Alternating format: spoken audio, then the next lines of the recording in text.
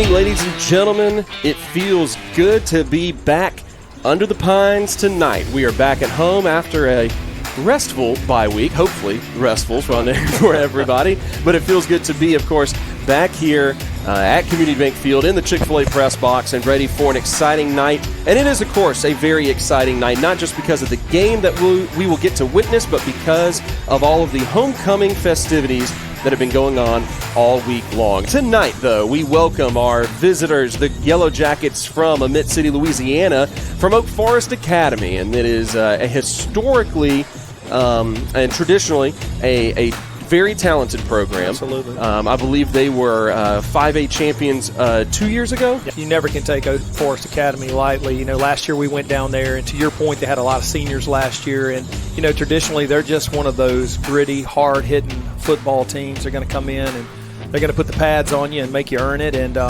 you know, from a coaching standpoint, you always get a little bit nervous on these homecoming nights because everybody is ready to go to the dance, and there's so much festivities going on. But I know you talked to Coach Bowman and the other coaches, and I had a good talk with him today. I think the guys are extremely excited about tonight. You know, they know we're on that downhill stretch. Yep. I mean, next week we've got MRA, and then you've got 4 district games in a row, and, you know, it's time to go.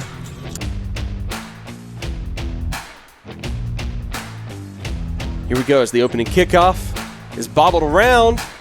I don't know if anyone cleanly got on that. I think they got the ball. Oak Forest got on the ball. I'm not real sure what we were doing there. Snap comes back for Covington. Off to the right side. He's going to throw that thing too high. It's picked off by Lazo. And here he goes, 24, speeding down the sidelines. He's trying to get past number 3, Cade Perkins. He can't. Great tackle by Cade Perkins, but a huge interception by 24. That is Derek Lazo. Yeah, another little flush out, little throw in the flat, and he just overthrew the receiver. And Lazo was in the right position, makes a fantastic interception. And that's how you turn it around right there. A little mistake there on the opening kickoff. We turned the ball over, but Lazo makes a great play there on the ball, intercepts it. Tapper with a handoff to Catchings up the middle. That's going to be a quick 6.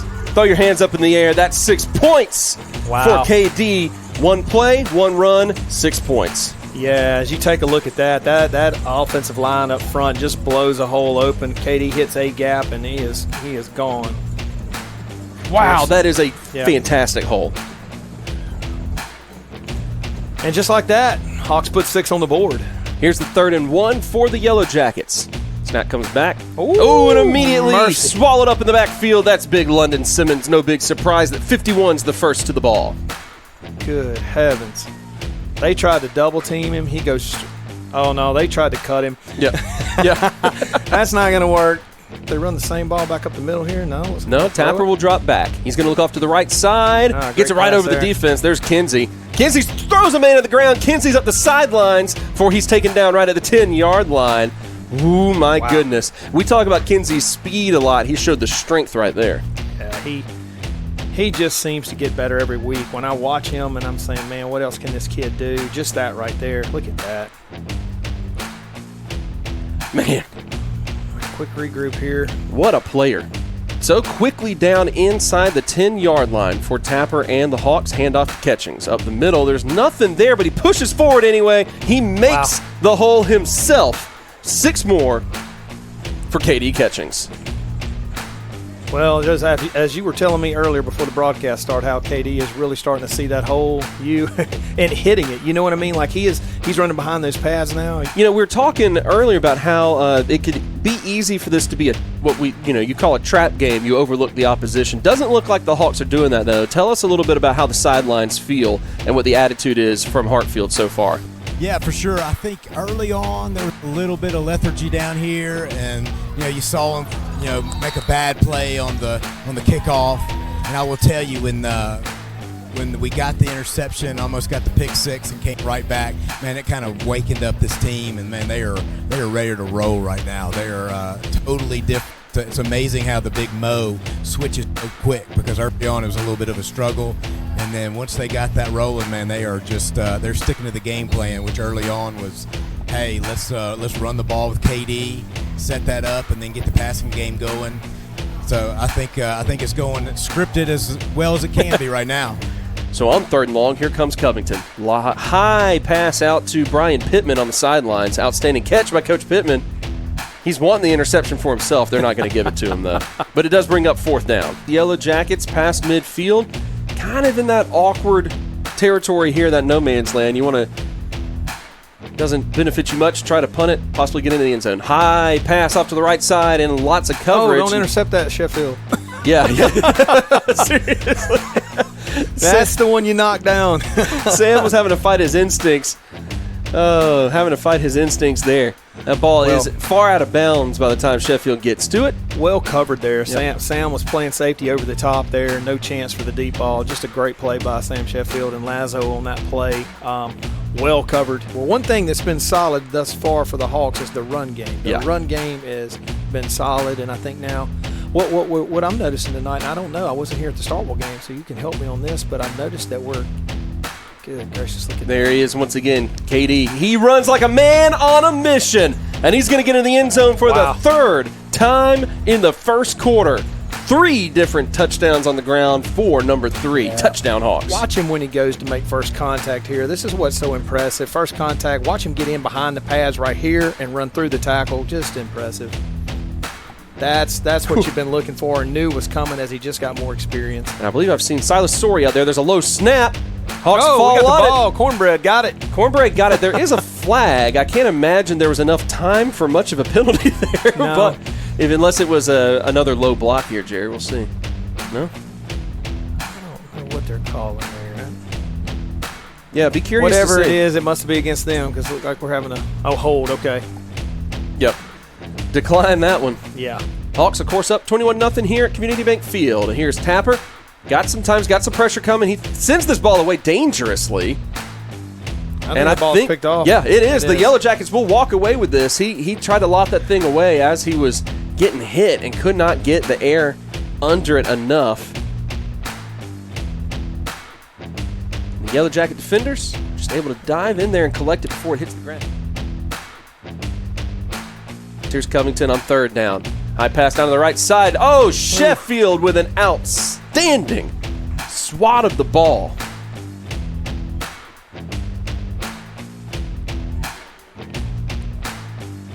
Whoop. Oh, I like that. So it looked like the Jackets going to punt here on 4th down. Let's see if it doesn't look like we're going to put any rush here at all. Well, there comes Cornbread. He don't ever give up. No, doesn't take much for him to rush. That ball had some momentum on it. Kinsey gathers it. He gets across midfield. He's got some Hawks in front of him. Try to lay some blocks, try to get around a couple Yellow Jackets, which he does. And Kinsey sprinting towards the end zone. Touchdown, Wow. Kinsey West. That is something else. What in the world? I tell you what, Freddie Roach is here from Alabama to see London Simmons. I think he's probably watching number 1, making a few text messages saying, hey, guys, there might be another kid over here in Hartfield that's not named Simmons or Womack. So the last play, the Yellow Jackets quarterback was looking to go this outside receiver on the far side of the field. Let's see if he does it again. No, he's coming inside here. Oh, there's pressure. He's just trying to send this thing Find a away. football. He does have Perkins. It lands in the hands of Perkins. And Carl Perkins takes this thing into the end zone. Touchdown, Yellow Jackets.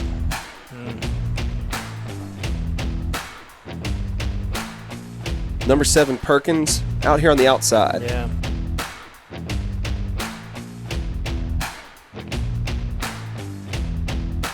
That's a good football route. play. Yeah, good football play. That's a good football play. Perkins made it right. That thing is blocked.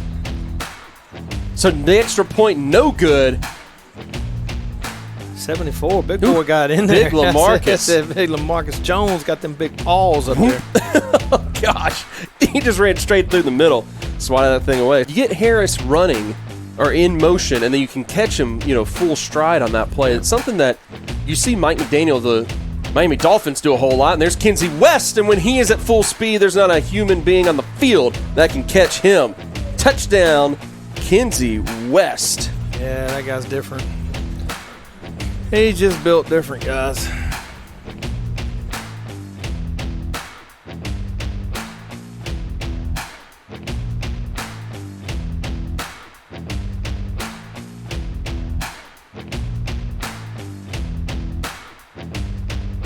Here's Tapper. He lifts this thing towards the end zone. It's caught. Sam Sheffield for 6, and that is a milestone as well for number 12. That touchdown pass, the first touchdown pass of the evening, marks Cayman Tapper's 50th touchdown pass as the Hartfield quarterback. Wow. Been waiting on that one. I had it in my notes. He was sitting on 49 heading into this game. That's awesome. With all these blasted rushing touchdowns, Cayman's just had to wait until the end of the first half. Quarterback rolls to the right. Oh, mercy. Yeah, it's just. That's yep. I think they were trying to set up a middle screen there. No, that's intentional grounding. I was going to say, that flag's going to come in there. That guy just decided, you know what, business decision, throw this ball just somewhere, just anywhere but in my hands. He looked up and London Simmons had to beat on him, and he dumped it. I mean, I hope we should get a replay on that because he dumped it. That's where the coaching, I think, for weeks like this is less about the X's and O's and a lot more about like the mental aspect of the game and keeping them locked in. As this pass goes to Kinsey West, tripped up, taken down. Yeah, you're right. You know, it's difficult, especially at the high school level, for kids to be able to turn it on and turn it off from week to week. So, you know, these coaches expect a certain level of intensity, and maybe Coach Bowman and the staff did not see. You know, we definitely know we discussed it up here. We made some schematic mistakes out there. We had some defensive backs out of position. We had some linebackers that were slow getting into their hook zone. So we had some things that we were doing wrong. Now, I mean, you know, you look at the score and you're like, good gracious, you know, we're blowing them out. But it's the little things, Joseph, that you talk about that are going to matter in a one-score football game. So haven't moved from the 26-yard line. This should get things moving, though. Sweep run to the right side for KD. Explodes past the defenders. And, hey, why not go back to old reliable when you need him? Yeah. Touchdown, KD Catchings. Yeah, just an off-tackle run there. And good block. Real good block there on the edge by Oakley to seal the edge. Man, that's pretty good.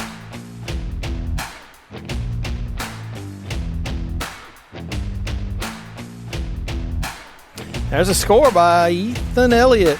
Good read there. Good read. Another touchdown by the Young Hawks.